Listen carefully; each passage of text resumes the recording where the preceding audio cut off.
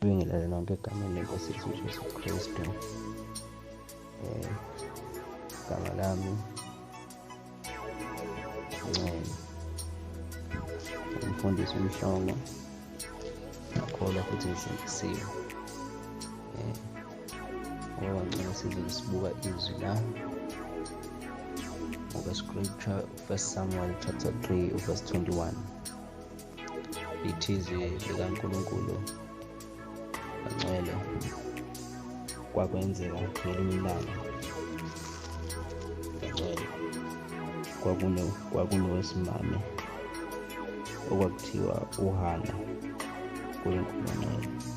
Lithi iBhayibheli uHana Bangcwele wayemdinga umntwana phambi kwaNkulunkulu, and ngokuhamba kwesikhathi noma ngeze ukugxila, lithi iBhayibheli uNkulunkulu-ke wasembusisa uHana nomntwana. Igama lalowo mntwana Bangcwele kwakuSamuel. Amen Bangcwele.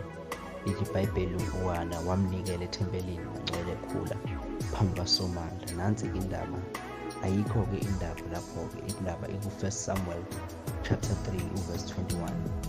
Ayiqalanga-ke 1 Samuel chapter 3 verse 21, but iBhayibheli liqala lapho ku-1 Samuel chapter 3 lithi umntwana uSamuweli wamkhonza uJehova phambi kuka-Eli. Izwi likaJehova lalingavamile ngalezo nsuku, nombono wawuyimvela kancane. Bamba, nombono wawuyivela kancane. Lithi iBhayibheli Bangcwele uNkulunkulu wayibonakalisa-ke Bangcwele uSamuweli ayengena kumqonda uNkulunkulu. Lesikhathi he appeared Bangcwele kuphi kuSamuel. Amen Bangcwele. Lithi iBhayibheli ku-1 Samuel chapter 3 verse 21, and the Lord appeared again in Shiloh, for the Lord revealed himself to Samuel in Shiloh by the word of God. Amen Bangcwele. uNkulunkulu wavela Bangcwele kuSamuel. The time evela kuSamuel Bangcwele, how do I conclude Bangcwele? Lithi na a vision is a visitation of God himself. Now Bangcwele, lithi iBhayibheli ngekhathi zokugcina, lithi iBhayibheli, it shall come to pass afterward that I will pour out my spirit upon all flesh. Your sons and daughters shall prophesy, and your old men shall see dreams, but your young men shall see visions. Amen Bangcwele. Now uyini umbono? Amen Bangcwele. Umbono, it is where you see the spiritual world. It is where your location or your place, it is the spiritual world. Umbono Bangcwele akusiyona into oyibona kwelenyama, but umbono, it is your place, it is your spiritual world. Amen Bangcwele. Umbono ubona kuphi kwelikamoya lakho. Amen. It depends that you can see umbono ubhekile, but you can see umbono ule. Amen. But the location or the place, it is the spiritual world. Amen Bangcwele. Lithi iBhayibheli ngekhathi zokugcina they will see visions. Amen Bangcwele. But the Bible, I'm very concluded now Bangcwele, and ubone in the world right now, ukuze umuntu to start something uyento kaNkulunkulu, he have to see the vision, or Bangcwele abone umbono kaNkulunkulu ukuze akwazi ukuqala into kaNkulunkulu. Amen Bangcwele. Baze bethi umbono ovela kuNkulunkulu. We'll see today ukuthi umbono ovela kuNkulunkulu kanjani Bangcwele. Amen. The Bible says that uNkulunkulu eyiveza uSamuel ethempelini Bangcwele. Lithi iBhayibheli ku-1 Samuel chapter 3 verse 21, and the Lord appeared again in Shiloh, for the Lord revealed himself to Samuel in Shiloh by the word of God. Amen. Lithi iBhayibheli uNkulunkulu wayiveza kuSamuel. The time uNkulunkulu eyiveza kuSamuel bese liqala ku-chapter 4, lithi iBhayibheli izwi lonke likaNkulunkulu lezwakala Bangcwele kwa-Israel. Amen Bangcwele. And Samuel waselwa namaFilisti wawahlula. Amen Bangcwele. Now uSamuel, he wouldn't have won i-war ayibhekene nawo namaFilisti, noma izwi kaNkulunkulu ngaba lihambanga e-Israel wonke, because beside ukuba uSamuel akazange waba nayo i-vision. Amen Bangcwele. So uSamuel, he had the vision. Now the vision uSamuel abe nayo was the visitation of God himself. Amen Bangcwele. Lithi iBhayibheli ku-chapter 4 umuqala, lithi iBhayibheli izwi lonke lezwakala kuphi kwa-Israel. Amen Bangcwele. Izwi lezwakala ka-Israel because Samuel had the visitation of God himself. Now the visitation of God is the vision. Now uma sikhuluma ngombono sikhuluma ngoNkulunkulu uqobo lwakhe. Now a vision is the visitation of God himself. Whoever Bangcwele othi ena ube nombono shall be the visitation of God himself, because if we talk of a vision, we are talking about the spiritual Lord. Lithi iBhayibheli ngokuba uNkulunkulu ngumoya, mkhonzeni ngomoya nangeqiniso. Now if we talk of vision, we are talking talking about the Spirit of God visiting a man. Amen. Bangcwele lithi iBhayibheli, and there was a man who called Paul. Amen. Bangcwele before he called Paul was a man called Silas. Saul. Bangcwele lithi iBhayibheli, bangcwele uma uSawuli bangcwele ethi uyonquma ngamakholo.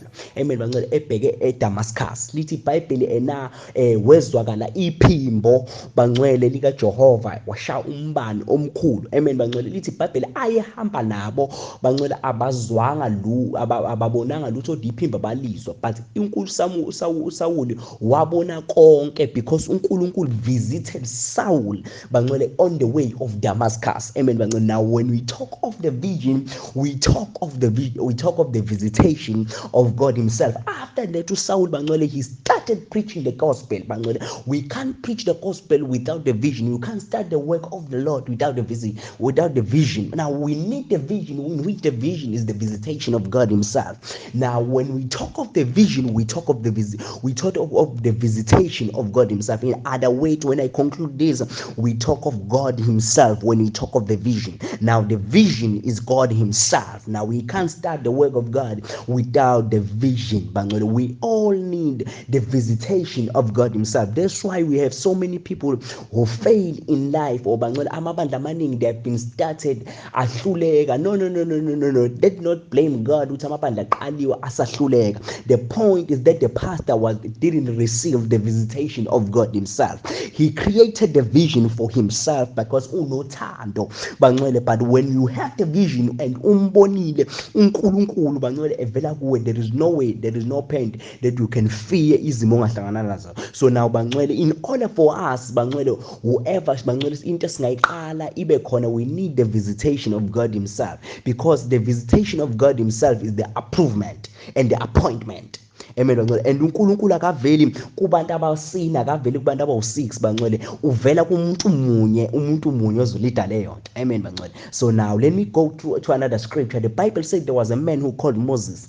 Uma uMoses bangcwele kwenzeka bangcwele elusa izimvu, lithi iBhayibheli ena wabona isihlahla sisha but singena kuphela. Lalela lithi iBhayibheli wabona isihlahla sisha but singena kuphela. But uma ebona isihlahla sisha bangcwele, uma esondela eduze kwalo, uma esondela eduze nezihlahla, lithi iBhayibheli uNkulunkulu wasethi Moses, gumula imbatata zakho ngoba mina nguJehova, and uNkulunkulu uyayichaza. In other words, God is visiting Moses. Amen. When Moses is receiving a vision from God, in which a vision is the visitation of God himself. Whoever in the Bible is called or chosen to do something for the Lord, he received a vision from God. Amen. A vision is a visitation of God himself. Amen. Uma umuntu eqala ibandla ethi unombono, umele ubazi ukuthi lo mbono is the visitation of God himself. Yes, your answer should be, umbone kanjani uNkulunkulu? uNkulunkulu ongcwele, because umbono uNkulunkulu uqobo lakhe. When we talk of a vision, we talk of a visitation of God himself. How do I support this? Do the scriptures uPaul eya eDamascus noMoses elusa izimvu bangcwele, lithi iBhayibheli wabona uNkulunkulu kanye noPaul wabona uNkulunkulu. And let me conclude this. Kungenzeka uNkulunkulu kube i-visitation on a different bangcwele in areas of your life, kube izinto ezihlukile. Lithi iBhayibheli kwakunendoda ekuthiwa uSimon bangcwele eyidoba kanye nobhuti wayo. Uma bedoba, lithi iBhayibheli uma uJesu Kristu he appeared them. Uma esondela ngakubo uthi uJesu Kristu, ngilandeleni and leave what you're doing because mina ngizonenza abadobi babadobi.